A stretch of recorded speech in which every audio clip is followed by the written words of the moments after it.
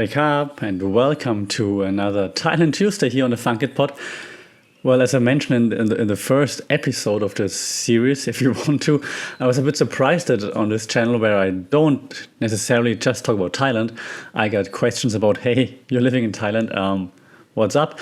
So I decided to, talk a little bit about living in Thailand. I know like 10 minutes each week or so that it doesn't get too long and I don't come across like too lecturers. That's what I just learned on the Michael Bisping podcast, so thanks for this. So last week I gave like the introduction, like, hey, I'm here, ask you questions, and a few questions on online on social media, so thanks for this, were like, how did you start? And good question, but to be quite honest, that was coincidence more or less. So as I mentioned in the intro podcast, or the intro video, I quit my job back home in marketing agencies. I was like close to a burnout, or at least it felt like it. So I needed to do something else. I was like, I gotta stop this right now. And then my girlfriend at the time, that's how it goes, right? She used to come to Thailand before for travels during her studies. She's like, I want to go back, and I have like this loose connection with a friend who works with schools in Thailand, in rural Thailand, and they hook up those schools with like volunteer teachers. So you go over there for 6 months or so, you volunteer for 6 months, you teach them a basic English stuff like out there and in the middle of nowhere, and then just do your thing, find yourself or whatever. I'm like, that sounds stupid. I'm in digital marketing. I have like a career path that I want to follow, digital marketing manager and so on. And when I actually quit my job, I'm like, I can't do this anymore. I need a timeout. I'm like, hey, why not? I never wanted to go to Asia, never wanted to go to Thailand in particular. But then I thought, okay, why not? Let's just meet with this connection that she had, and then let's just see where this goes. I did like teaching. I used to be a coach back home for adults, but also for kids. So I did tutoring and so on. So I'm like, okay, I think I got this. So then I met this guy. We talked about it. He liked my attitude, I guess, or they were just desperate for white people. More on this in a second. And then I signed the contract. I'm like, okay. Sure, send me wherever, and then that's what basically happens. Then they send me an email saying, hey, we found a college that works for you, I guess, because it kind of fits your skills. That's what they said. I don't know how they matched this. And then they said my college that I would be volunteering for would be the college in Udon Thani, which is northeastern Thailand, Isan, that's the region. And yeah, so it's Vidyalaya Achiva Seksha Udon Thani.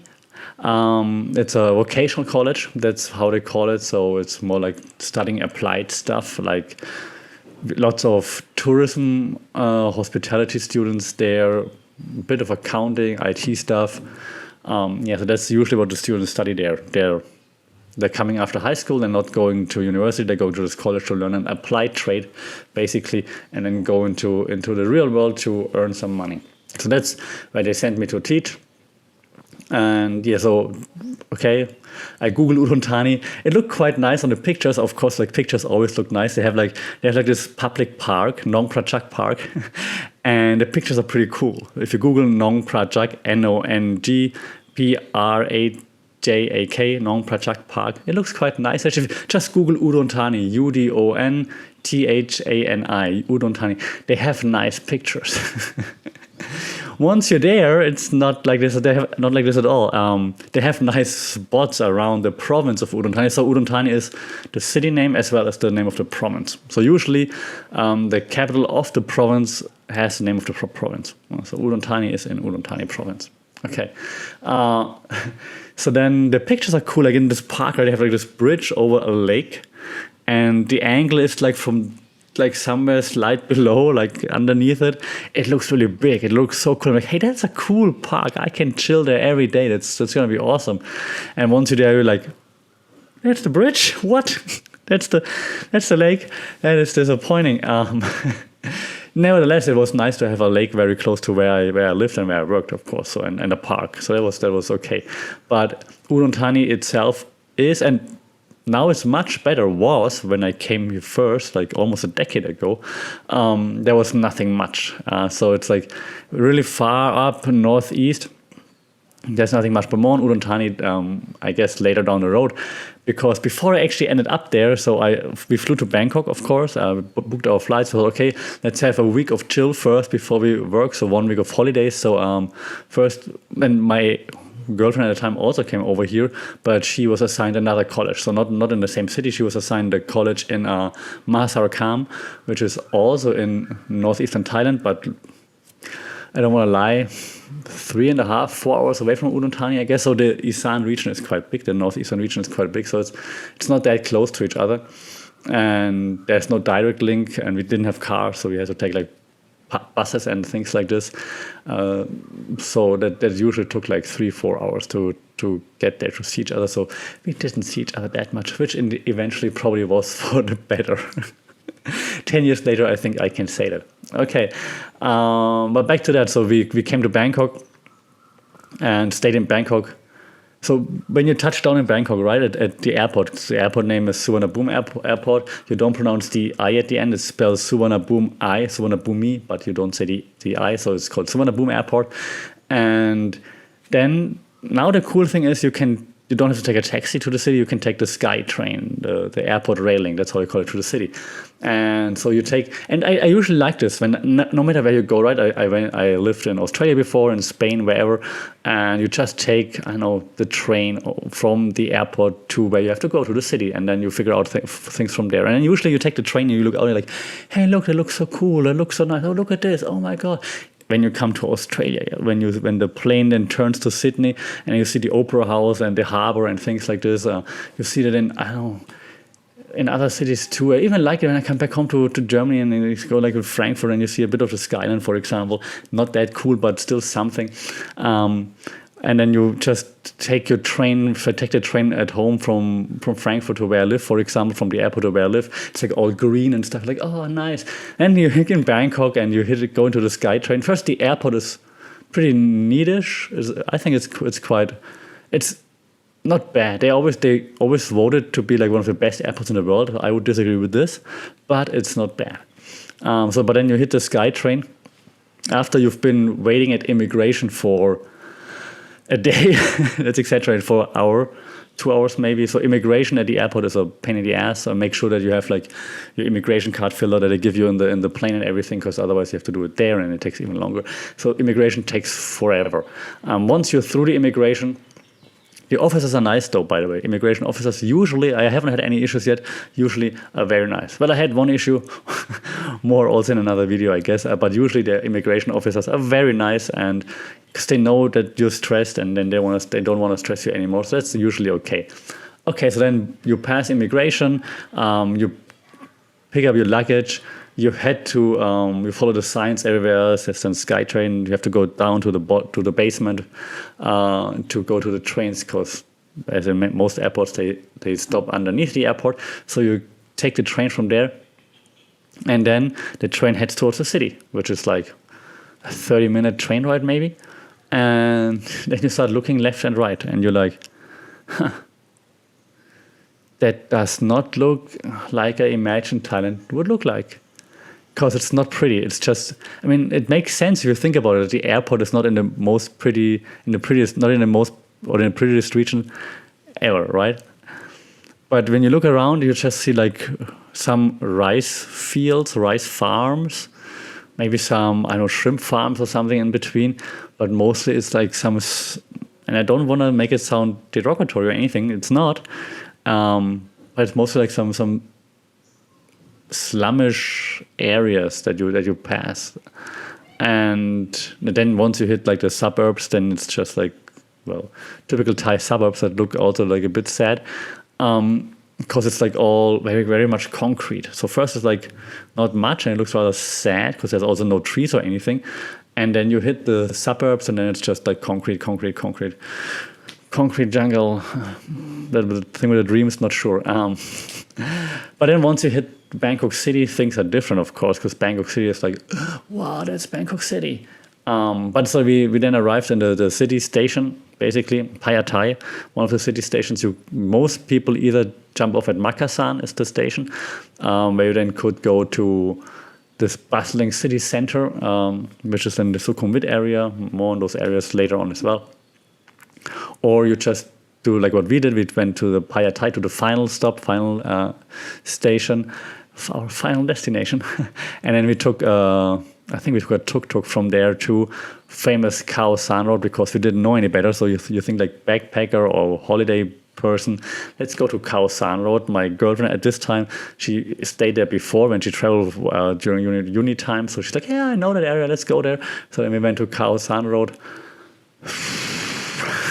I hated it. First impression of Thailand was like, why am I here? I hate it. I don't want to be here anymore.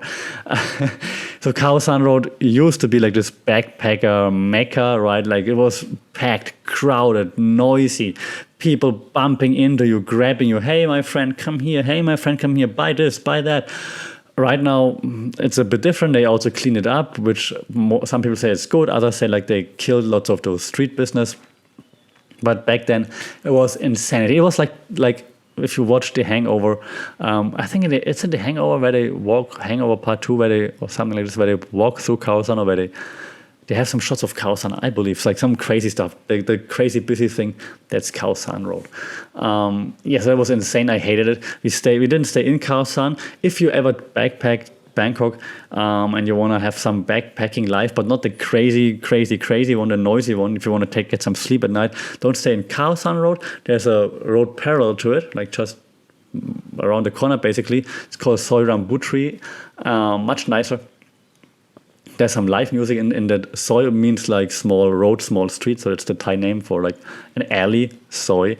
So Soi Rambutri alley is much nicer. It's right next to Khao San. There's just like the shops and bars in between, and the next Soi, the next alley is Soi Rambutri. Some live music bars there. It's a bit more chill than crazy Khao San Road, and so maybe you find a guest house hostel there that gets you some chill time.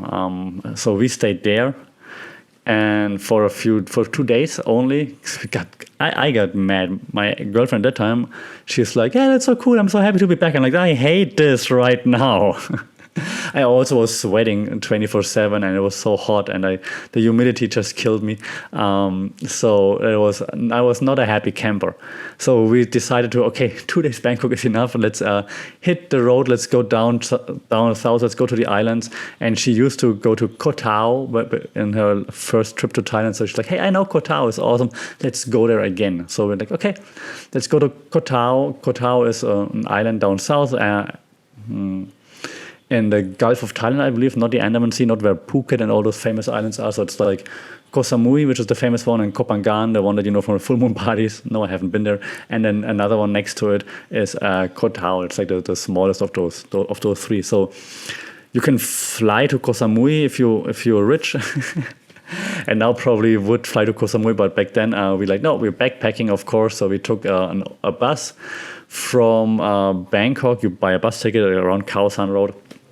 Bus picks you up, then you throw all your stuff into like this big travel bus, go down to the south to Udon Thani, which is like the coastal city, and from Udon Thani, the coastal city, then you take a ferry to one of those islands. You could also fly to Udon Thani if you would want to save some time. Bus rides are not that comfy, but not that bad. Problem in Thailand usually are the roads. The roads are terrible, congested, not smooth. But you get used to it. If you're a backpacker, you're like, whatever, no problem, I can handle this. So then we arrived in Udon Thani, took the ferry to Koh Tao, which I forgot how long it took. You can either take the speedboat, the speed ferry, or you can take like the normal boat. Normal boat, I would assume. The speed ferry, I think, we took the Lompraya, that's the name of the ferry organization. They also organize a bus for you if you buy a ticket with them. I think they took us 45 minutes, if I'm not mistaken, from the coastal city to the actual Koh Tao. If you take like the actual boat, it probably takes 2 or 3 hours from Udon Thani, I'm guessing, because boats are slow, as we've seen in the Suez Canal. Okay, so then we went to Koh Tao. Yeah, then we didn't book anything before because that person I spent time with at the time was like, nah, we don't need this. I figure things out. I'm a backpacker. I can find places to stay. I'm like, all right. So then we just walked around freaking Koh Tao. Yes, we walked around because we're backpackers. It's not that big, so it's not a big problem. And we found a nice place to stay. like a bungalow close to the beach. It was nice. So that was then the first time where I thought, oh, hey, Thailand can actually be quite nice.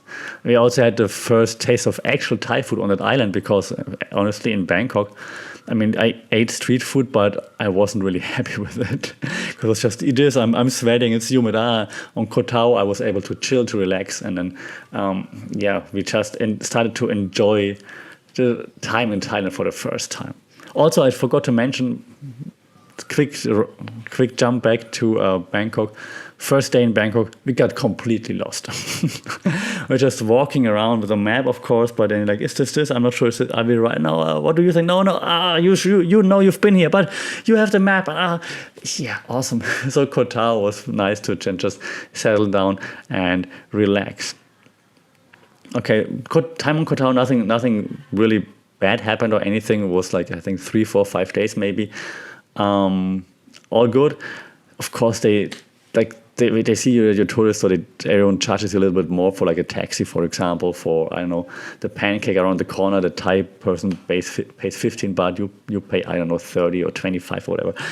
Doesn't really matter, especially if you don't understand what's going on. Back then I was like, hey, everyone is so nice, it's so cool. And yeah, I just enjoyed the time on Koh Tao. Snorkeling, hiking, rainforest walks, and so on. So that's all pretty nice, actually. We walk through the rainforest, and then you go down to the other side of Koh Tao, not the main beach then. And then you find like a bay there, which is rather secluded, with just a few bungalows there, but you can just hike down and then just chill there. That was pretty nice. I enjoyed this a lot, for example. So it was nice overall. I will also probably have a podcast episode or video on Koh Tao because I haven't been back there in forever for several reasons. So more on this and also as we continue. But for now, like back then, Koh Tao was just cool. So then after 5 days or so, we took the ferry again back to Udon Thani and then back up to Bangkok. And then we spent, I think, another 1 or 2 days in Bangkok before we then went up to Isan, to northeastern Thailand. So the last 2 days, and that's where I recap or where I stopped today. The last 2 days in Bangkok was the first time I got really scammed. So I mean, not like we have to pay like 5, 10, 15 baht more for something. It's like we're walking around with a map in our hands. And then this one guy comes up like, hey, so what are you looking for? Like, we're looking for the temple. It must be somewhere here. And he's like, oh no, you're wrong. Today I know that we were like 2 minutes away from the temple that we were looking for. But he's like, no, it's not here. You're totally wrong. Oh, you got lost. But don't worry, I'm gonna help you. So the temple, and then he was just telling us some BS, and it's like, but you know, the cool thing is that now during the weekend, because there's so many tourists coming in, the Thai government has like a new rule. They have like those new tuk-tuks, because we know tuk-tuk bad, right? They're gonna screw you over. It's like, got like this new tuk-tuks with a yellow license plate. They're not allowed to charge you. They're not allowed to charge you more. So they only charge you 10 baht, and they're gonna bring you everywhere you want. And like that sounds weird. But he kept talking very nicely though. He knows. I'm from Germany. He knew stuff from Germany. My ex-girlfriend from back then, she was from Austria. He's like, oh yeah, Vienna. So they know stuff about every region of the world where the tourists come from a little bit. And then so he just kept like talking. Oh, here's my friend with the tuk-tuk. You can just sit 10 baht, right? 10 baht. And he takes you everywhere. So you want to go there to the temple? Okay, take him to the temple. And then we're like, well, let's try. What could go wrong? So we jump into the tuk-tuk. And then he goes off. Like, just imagine the temple was like over there, 2 minutes away. We didn't know that back then because we just walked around without any plan, aimlessly. And then he went up the wrong way. And then he stopped at a jewelry store, pushed us kind of in there, like, yeah, just check it out. It's kind of nice. Then he stopped at like a tailor. He stopped at another souvenir shop. And like 5 or 6 souvenir shops until we said, dude, just stop right here. We're walking right now. Let us go out. What the hell? So yeah, that was the first time and actually, I think the last time that it actually really happened, almost the last time where we got really scammed like by an actual professional scammer, I think. Well, lesson learned, right? We didn't cost us any money. It cost us just time because we didn't buy anything in those shops. And it's like, hey, dude, it's over now. We're leaving now. But yeah, that was the like a more negative experience to cap off the time in Bangkok. So I was a bit mad at Bangkok back then, and was almost looking forward to then being picked up by our respective colleges. Actually, my college that I was working for, or that I would work for, sent a minivan down with a driver, and they picked both of us up. And then once we would be in the northeastern region in Isan, we would spend some more time in the same city, and then we would separate and go into our respective colleges. More on this journey then in the next episode of Thailand Tuesday. If you have any particular questions about life in Thailand, the demonstrations right now, anything that's going on, language, whatnot, shout out, let me know if I can be of any assistance. Until then, take care, stay safe. Sawadee krap.